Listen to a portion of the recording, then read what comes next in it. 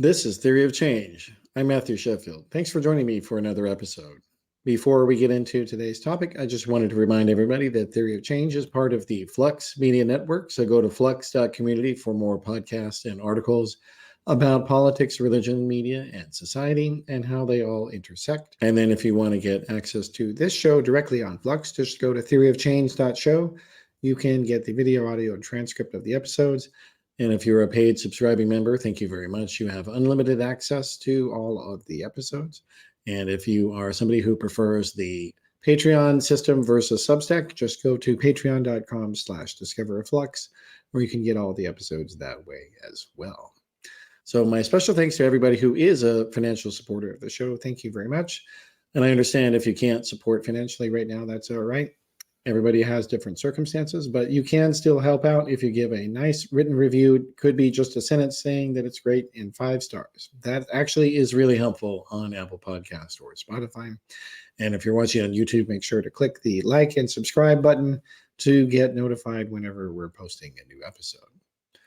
All right, so with that little plug out of the way, let's get into today's program.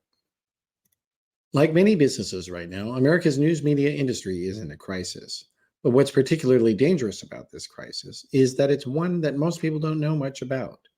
A huge part of the reason for that is that many journalists themselves, who are used to explaining the world to everyone else, don't know a lot about the industry that they themselves work in. And there's a lot that's changed about the media business in the past few decades. The internet and the idea that information wants to be free have seriously disrupted the news industry, of course. But there's also another trend that has had very serious implications for journalism that is mostly unknown, and that is the rise of private hedge funds that have almost completely gobbled up America's newspapers. Now, while that might seem like just another boring stock market story, the conglomeration of newspapers has led to massive job cuts, which have in turn led to a lot of important local news stories being missed or covered incorrectly.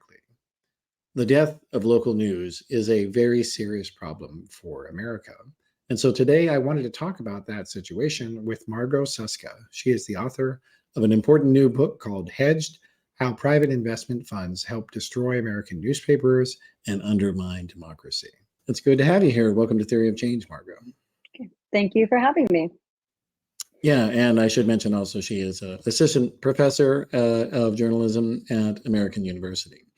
So this is I think it's a complex topic, I think, and it's about finances and stocks. And most people, when they hear those things, their eyes roll all the way back into their head and their eyelids close.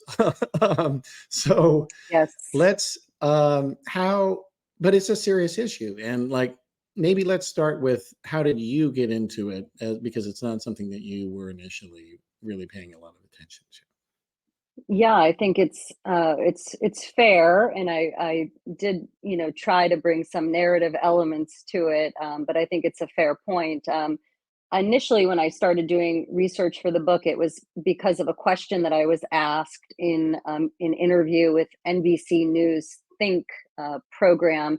It was not long after the FCC had eroded some media cross-ownership rules.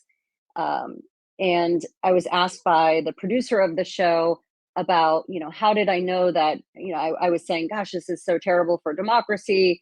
And, that you could now own a TV station or a radio station and a newspaper in the same market.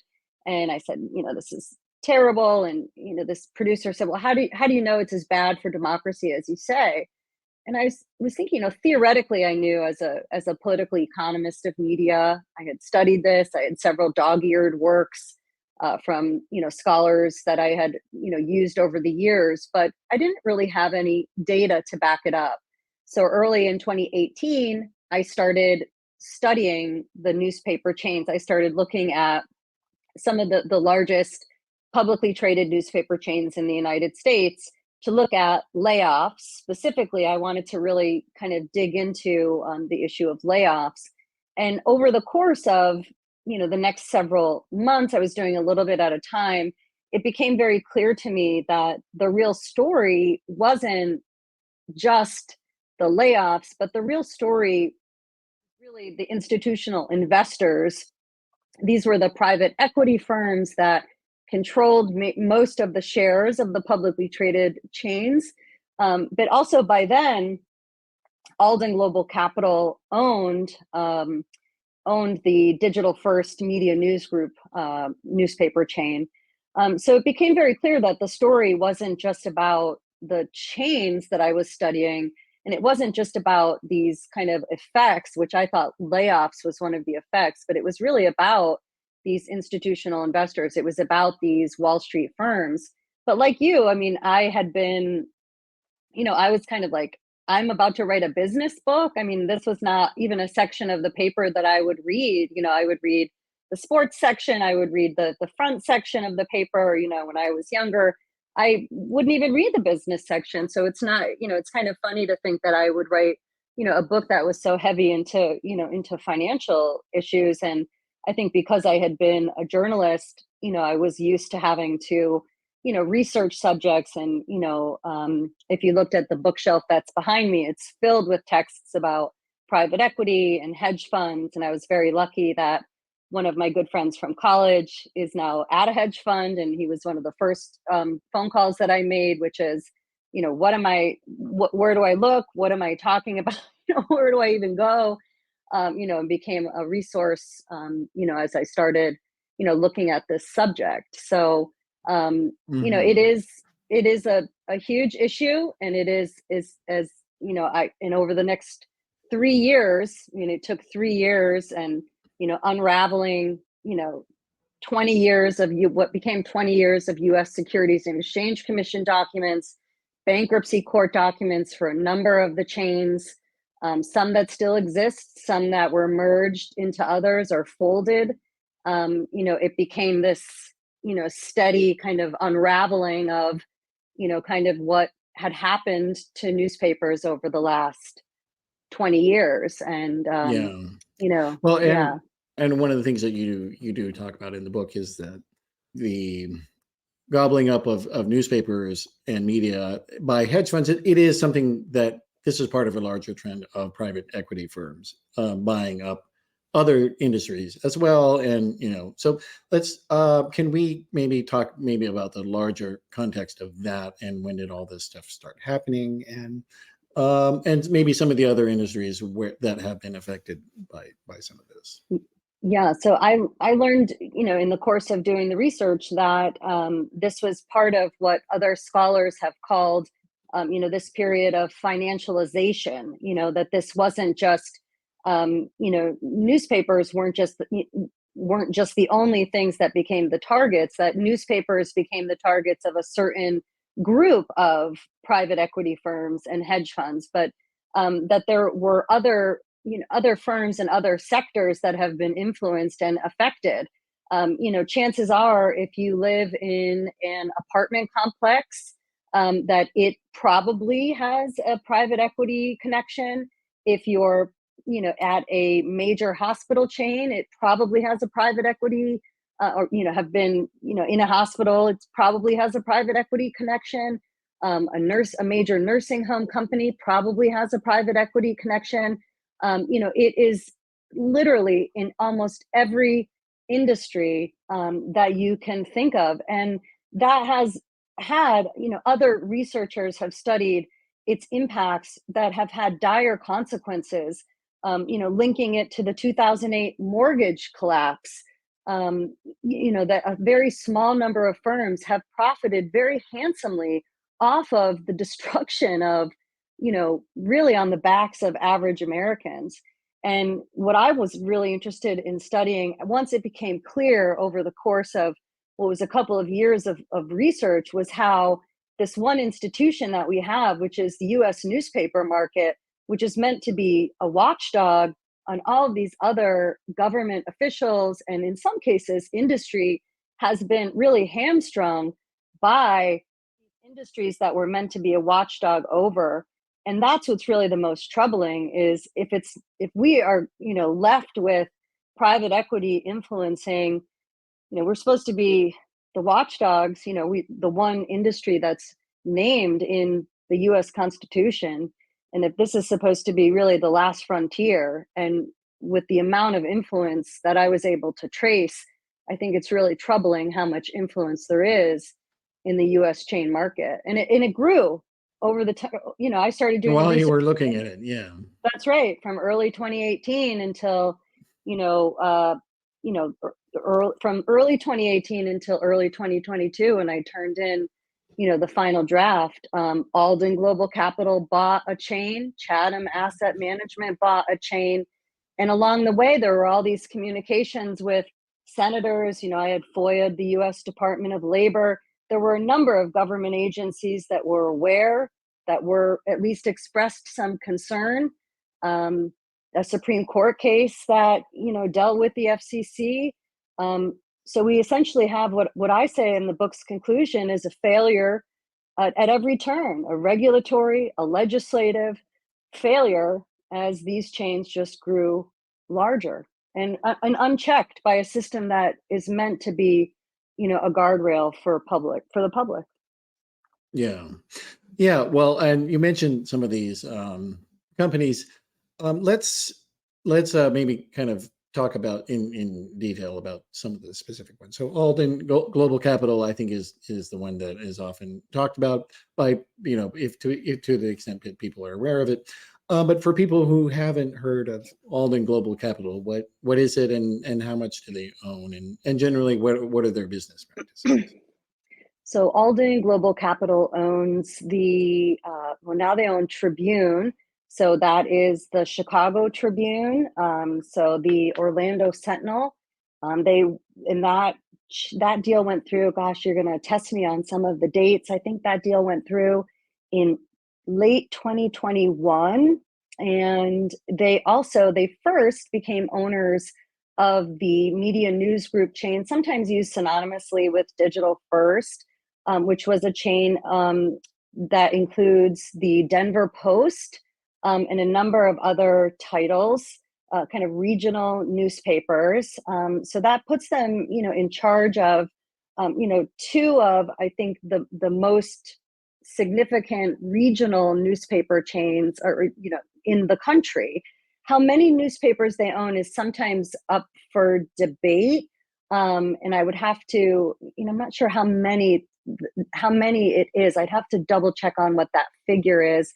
Of course, they own the Baltimore Sun, which they just sold. They just offloaded to the person who owns Sinclair, and that was a hotly debated issue. So what their playbook is, they started as part of Randall Smith, who was a hedge fund guy who I found in a financial text, was described as profiting off of the misery of other people. And Heath Freeman, who's the head of Alden, is described as kind of Randall Smith's protege. And in 2017, so often newspapers get described as this tired old business, but in 2017, Ken Doctor, who's kind of a newspaper, writes about newspapers for Neiman, described and wrote about some leaked Alden financials where he reported on Alden making $170 million in profits from the operation of its newspaper chains. So I think it's important to note that whereas a publicly traded newspaper company, might have millions of shares traded on the New York Stock Exchange or NASDAQ, when it comes to a hedge fund company, one of the things that happens is if you only have, 5 people in that hedge fund, you get to share and split whatever profits exist among a very small group of investors. And hedge funds like Alden Global Capital get to choose who they pick as their investors. And it's oftentimes there's a minimum buy-in that hedge funds have for their investors. They don't get to just, like, you and I probably wouldn't get to be chosen. You get to, they have a very wealthy class of investors that get to be chosen. And well, so and they're that's, also not, yeah, they're also not really regulated in any way correct. in terms of who is allowed to become a member, whether it's foreign countries or, just individuals of any kind, and other That's right. businesses.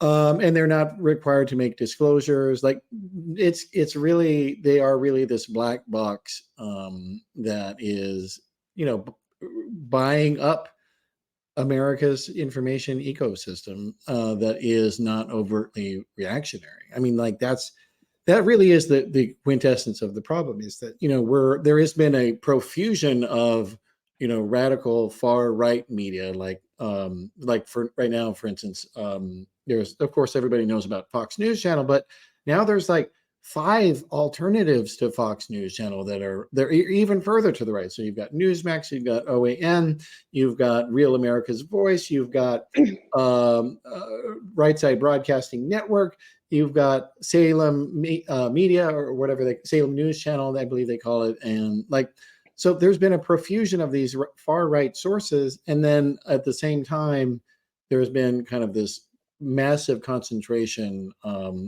by private equity firms of non-overtly right-wing media, and then they are cutting it to the bone at the same time. Like that's one of the other practices of how they get all this money from their newspapers, is they lay off thousands and thousands of people. Yeah, I mean, it's almost inevitable. You can the patterns that emerge, it's immediate that the layoffs come. And I just was reading Gannett's annual report. Gannett is not owned by a hedge fund, but its largest shareholders are some of the world's largest institutional investors. One of its largest is BlackRock, which has like $10 trillion, trillion with a T, like Tom, in assets under management. I mean, these firms have, assets under management that would rival some countries, GDPs. I mean, these are hugely wealthy firms. And at the time of its merger with Gatehouse, which was owned by a private equity firm, they employed 21,000 people when at the time these two companies merged. Thursday's annual report showed they employ now 10,000 people. So in the span of 4 years, they have hacked more than half of their staff. And largely, a lot of those came in the newsroom. I mean, came from people who were doing the work of democracy, who were covering school boards, who were covering, the kind of county commissions, mayoral races, covering state legislatures. I was reading another report, 1 in 10 state legislatures is covered by students today. I mean, that should shock everyone. I teach some very talented, young people, but they're, many of them are still teenagers without that kind of institutional knowledge, to really understand. But to your point about the right-wing media ecosystem and the void and this kind of lack of consideration of what happens, the Miami Herald and El Nuevo Herald, its Spanish language counterpart, is owned by a different hedge fund, a New Jersey-based hedge fund named Chatham Asset Management. And I just saw a friend who just left the Miami Herald a month ago, and she speaks Spanish, and she was talking to me about the readership at El Nuevo Herald is down dramatically because there has been no investment in El Nuevo Herald since Chatham has taken over at the Miami Herald and El Nuevo Herald. So what's happening is that she lives in Miami, and she said what's happening is El Nuevo's readership is going to this far right AM radio ecosystem that is flourishing in Miami-Dade County. And it is rife, she said, with misinformation and disinformation.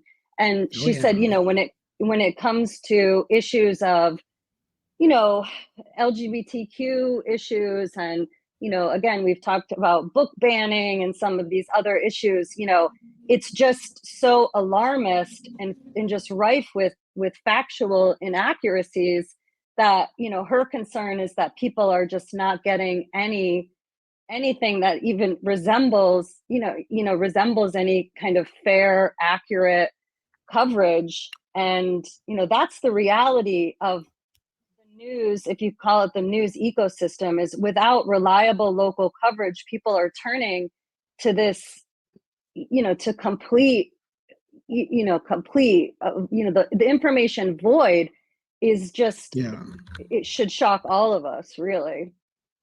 Yeah. And like another way that this is happening is that there are these right-wing organizations that are creating websites which they're describing themselves kind of as a newspaper, but in fact they are a propaganda operation owned by big donors or even the Republican Party itself of that state that they're in. And so like you've got, and there's now, there are many states that have these things that are running in them. So there's a chain of things called the Star, so Arizona Star, Virginia Star, et cetera.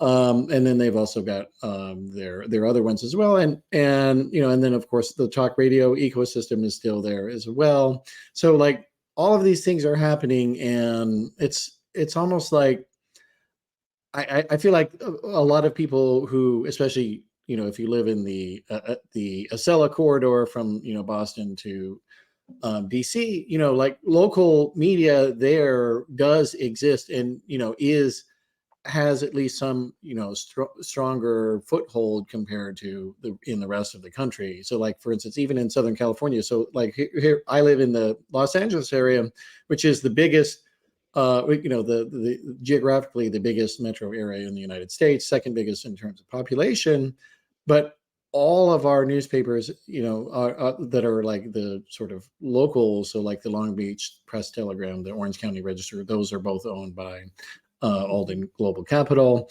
And those papers have just become a shell of themselves. They really don't cover much of anything. And like you pick up their physical copy, it's literally like 10 pages, or their A section or less. And like it's really affecting people's ability to know anything. And we're in this situation now where in many cases the only people that are talking about stuff are these horribly biased, reactionary extremists who are trying to shove an agenda on people. Like another example is you've got this paper that's owned by the Falun Gong cult, the Epoch Times. Like now they are delivering newspapers, physical copies in my neighborhood, and I'm sure a lot of people have seen this happening in their neighborhoods, that they just show up and throw it on your doorstep whether you ask for it or not. And like this has real impacts on people's opinions. So that's I guess I put a lot on the table there, so feel free to pick and choose which one you want to respond to.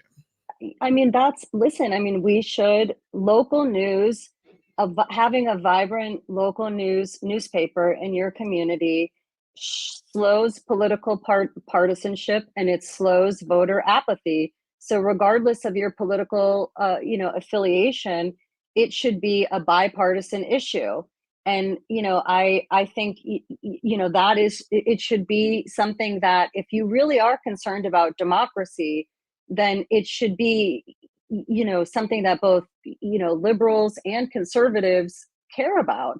And that and it's funny that you mentioned that my dad is an MSNBC watcher, and over the Christmas holiday I was down, and he was he's been kind of sick, and he had it on, and I am not a cable news viewer because I just find it toxic, and he had it on, and it was I was like, this, and I said to him, like, this is toxic, like this is bizarre. I mean, this is left-wing Fox News, and it was just like, this is just pumping partisanship into the living room. I mean, it's just by design, as it has partisanship as a feature, not a bug. And that newspaper in his community, which he doesn't subscribe to, has been absolutely gutted. And I just think there are so many communities where, again, if you had that kind of, it used to bind people. So, where you're turning, and, the other point that I would make is, there's been a lot of research from Columbia on these pink slime outlets, which are these kind of hyper partisan, dark money funded sites that you're talking about. The other place is that Chevron funds a local news site, I put that in air quotes, in California. So that's the other reality, is like, we're not just getting political dark money or political sites or hyper partisan cable sites that are driving a wedge places, but that we have actual corporations funding sites, right? So Chevron funding a local news site, I mean, imagine if there was, you're not going to get OSHA violations covered, by, and I'm not saying there are OSHA violations that Chevron has, but certainly if there were, they're not going to be covered. Imagine Chevron covering any kind of real climate change news in that community. Never going to happen. That is also a real concern. So, I mean, this is really a time where we have to, I never believed in government funded. I mean, we've always had the Corporation for Public Broadcasting and, of course, the public broadcasting system, but there have been other scholars, Victor Picard at the University of Pennsylvania, who has advocated for, the return of a stronger publicly financed model. And as a former journalist, I always thought, oh, well, that's going to interfere with our independence. But, after I finished this book and I saw Victor at a conference in October, and I said, I think I'm really coming around to, to your view, which is the alternatives are just too dire to ignore. And I'm not sure I know exactly what that would look like. There have been some others who have experimented with some plans, but, this is the continuation of this thread of hedge fund and private equity ownership of an audience that completely disengages or goes completely partisan. 10 more years of this, I think the consequences are just almost too difficult to even think about, and I don't think I'm being, You're not exaggerating. Yeah. yeah, I don't think so. I mean, I really think it's just really dark to think about, how severed we are, how polarized we are as a nation. Well, and it's also that the idea that of local media as a sort of dissolver of partisanship, because the one of the problems of why there's so much, I think, why there's so much depression and sort of discontent with society is that people have become addicted to following national and international news that they have no control over themselves, and that and it's just these gigantic sort of morality plays, if you will, and it's like a soap opera of the news, and you have no power over it at all, but it's also the thing that they tell you is the thing you have to obsess over. And like for somebody who is a professional political activist or something, like obviously that's different. You may have some limited ability to do something about it. If you're just as somebody who has a regular job, you're a teacher or whatever, a job that's not involving political activism, you really don't have anything that you can do about it. But then at the same time, it's a nationalization, and it's taking you away from things where you could have an impact, which is your local community and your state, and being concerned about things that are happening there. Whether it's trying to get like we're still at this stage where many states they have the federal minimum wage floor as an example, that there are people who they would love to have a higher minimum wage, but they don't realize that they could or that they deserve it. And so and that's just one of many problems, that if people were paying more attention to their local circumstances and their communities, that they could do something about it. Or, I mean, there's just so many things, but yeah, and the national press doesn't have the ability to talk about those things. Of course they don't. Right. And you can't expect them to do it, but you could support your local, your local media to do that. And they would tell you about, what's going on with that. Yeah. I mean, now, and oh, go ahead. No, you can go ahead. Well, I mean, I think the issue of trust is also a huge issue. I may not trust, the CNN anchor, because they don't know me, but, I trusted the person who I saw,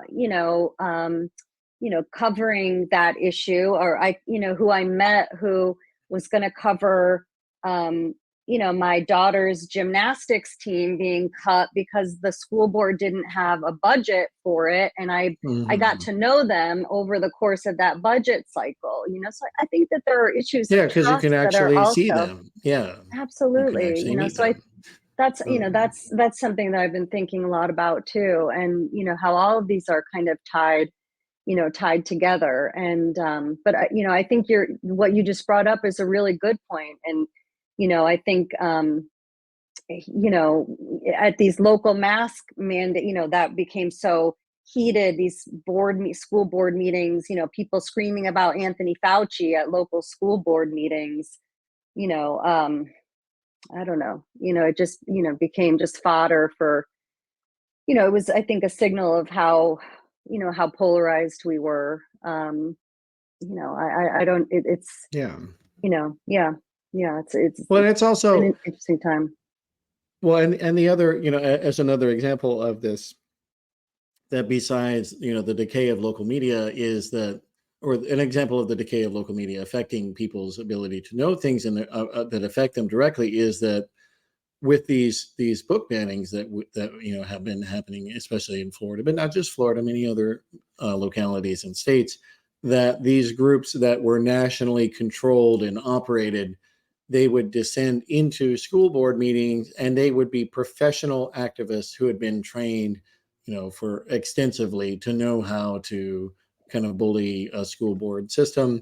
And they've done that also to try to suppress, LGBTQ teens in schools and teachers, just from even acknowledging that they have a spouse of the same sex, or just even basic stuff like that. And then the local media, if they're even there at all, which in many cases they're not, but if they are there, they come in and they don't know who these groups are, because their staff is, Yeah. extremely young, extremely untrained. They have no political memory. And so, they just show up and they're like, oh, well, look, here's some concerned parents who are talking about, obscene material, and they have no context, and they don't provide the audience anything. They have, even if they hadn't tried to actively misinform them, that's what they've done. And Yeah. this stuff like this is going to keep happening, and happens every single day across America, because of the decay of local media. It's such a good point. And I think, it's trying to stress to students that, my journalism students, that, people will actively try to, manipulate you as a journalist, from, and trying to be, weary of that, and trying to be, you know, trying to understand that from whether or not that's a, politician's spokesperson, or in this case, the deliberate action of, these kind of people who paratroop into a local event and claim that they're being affected by, a book about, a Jason Reynolds book that's, in a library, or, The Hate U Give being in the library. It's just, astounding when that young reporter is, expected to cover, the beat of 4 people because of layoffs, because a hedge fund is, won't staff, fully staff a robust newsroom. I mean, it's a really interesting point, and that is the effect. That is a direct line from ownership to an audience that is underserved by a newsroom under this kind of control.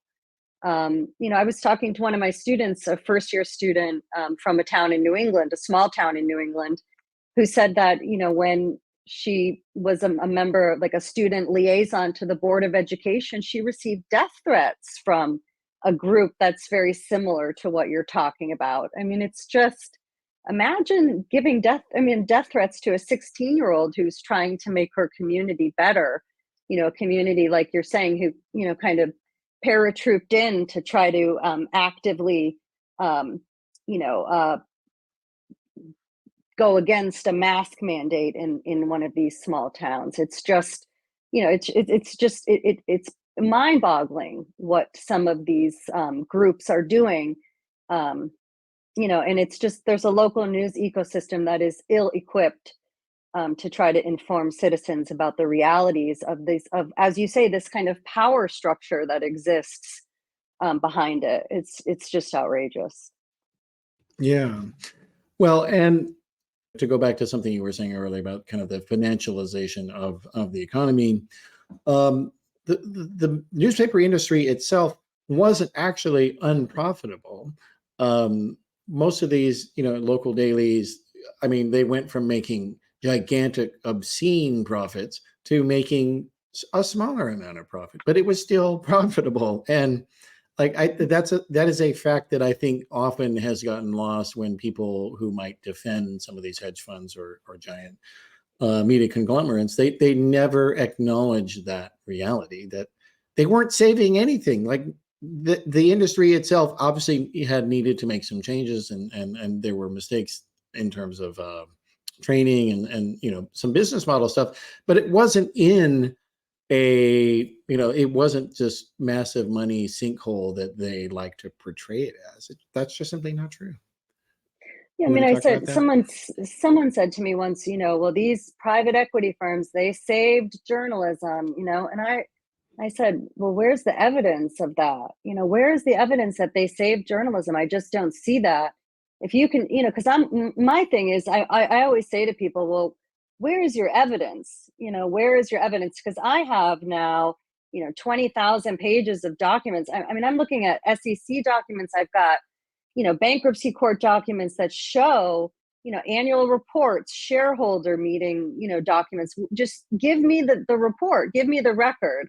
And the favorite, someone said recently on Facebook, they said, well, I was there. They said, I was there. I was in the newsroom. I said, okay, well, where's other than you being there, Bob, where was your evidence? Do you have a document or a report, something, show me, And I think this idea again that, newspapers used to be among portfolio winners. I mean, I had one person say to me, as a former editor at the South Florida Sun Sentinel, he said, which was in Tribune's portfolio, and he said, the only way we could have made more money, and this is from, they made so much money from advertising in the late 80s and into the 90s. He said, the only way we could have made more money is if our printing presses printed $10 bills. I mean, it was a wildly profitable business. But into the Absolutely. 2000s, into the 2000s, certainly the digital transition, there were changes. Even in 2021, newspapers still beat S&P 500 averages, and it doesn't get discussed. And, I start one chapter even talking about Warren Buffett, who called the newspaper industry toast. And I was still so upset about this. And because Warren Buffett didn't run a private equity firm. He was a newspaper owner for almost a decade, and he had been a longtime investor. Well, he owned the Buffalo News, which is for, a long time, but a longtime investor in the Washington Post. And the Des when he Moines called, Herald as well, right? and Wasn't it? Yeah. when he owned this newspaper chain, and he said, so he bought it, and this newspaper chain, and then he sold it to Lee Enterprises, and he called the newspaper industry toast.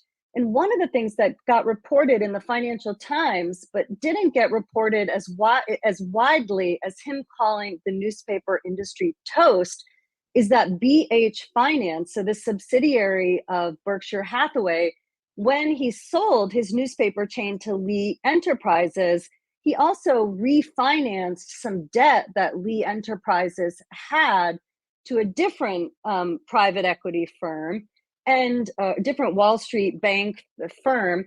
And so what's going to end up happening is that BH Finance, this subsidiary of Berkshire Hathaway, is going to make hundreds of millions of dollars off of the debt that Lee Enterprises, a different newspaper chain, has. So he's calling the newspaper industry toast, but here Berkshire Hathaway is also making tons of money for its shareholders off of the debt that a newspaper chain has. So you see, it's like you profit off of this story that you're telling and of a newspaper's insolvency, and it just there's a part of me that just, as the accountability part of my title, I'm a professor of journalism, democracy, and accountability. Like, it just drives me bonkers that can be, that narrative can be allowed to exist. I just wanted to call it out because Yeah. I find it maddening. Well, okay, so let's, of the things that are in the book that we didn't talk about formally yet, what are like one or two things that you want to make sure that we talk about Okay, that we haven't so talked about already? yeah. So I think that, one of the things that I would just emphasize is that, you know, not to say that the US newspaper system is a perfect system, not to say that it Mhm. worked for everyone throughout American history, but it certainly, I think, was the best established system that we had to provide voice for, for, communities across America, to right wrongs, to right institutional failures. And I think that, we're losing that system, day by day. Weekly newspapers are closing at an alarming rate. Daily newspapers, more than 200 have closed in the last 15 years. And I think that, behind those closures, there are not, behind those closures, are certainly there are profit motivations. So I think the one thing that I would say is that, we're losing a functioning press system that is meant to hold government officials accountable. And I think that that's a really troubling reality. And I think that it's not too late to try to get some interventions. And, the other thing that I would say is that, one of the things that I would emphasize, is that there is a growing nonprofit news ecosystem more than, even since I finished the book. When I finished the book, there were 400 nonprofit newsrooms in the United States. And today their number about 425 nonprofit newsrooms. So I think that this is a really encouraging sign. There's been a massive philanthropic commitment from the MacArthur Foundation and the Knight Foundation, to give $500 million to the local news ecosystem. Much of it will be geared toward the nonprofit news space. So I think that there are some hopeful moments for the local journalism space. It may not be the newspaper space, and I don't think it has to be the newspaper space, but I think that it's going to be up to citizens to try to, be active and engaged. And it's not, they're going to have to be, to reach out and try to engage with some of these nonprofit newsrooms in their communities. Hopefully they are in their communities. And, to try to find these reputable news outlets, because, the alternatives are, are pretty bad. Yeah, I agree. Well, it's been a great conversation, Margot. I think the book is definitely something that people should be looking at, especially if you are, somebody who works in the news media. Like, those are the people who absolutely should read this book. You need to understand your own business and understand what's happening to it, even if it's boring and not exciting to you immediately. It eventually, once you get into it, you'll realize it's a lot scarier and a lot more important to you. So at the very least, they should be reading this, and I think everybody else should be reading it too. So Thanks, Matt. we'll encourage everybody to do that, and I'll put it up on the screen. So it's the book is Hedged: How Private Investment Funds Helped Destroy American Newspapers and Undermine Democracy. And then you are also on social media over at Margot Susca. That's MargotSusca for those who are listening. So thanks for being here. Okay. Thanks, Matt, for having me. All right. So that is our program for today. I appreciate everybody for joining us for the conversation. And of course, you can get more if you go to theoryofchange.show. you get the full episodes with the audio, video, and transcript of everything. And if you are a paid subscribing member, thank you very much. You also have unlimited access to everything. And Theory of Change is part of the Flux Media Network. So go to flux.community for more podcasts and articles about politics, religion, media, and society. And if you can support us with a paid subscription, obviously, I definitely appreciate that. But if you can't right now, I understand it's difficult circumstances for people and at different times. But if you can leave a nice review on Apple Podcasts or Spotify or something like that, that is much appreciated. And if you are watching on YouTube, please click the like and subscribe button as well. So that is it for this episode. I appreciate everybody for being here, and I'll see you next time.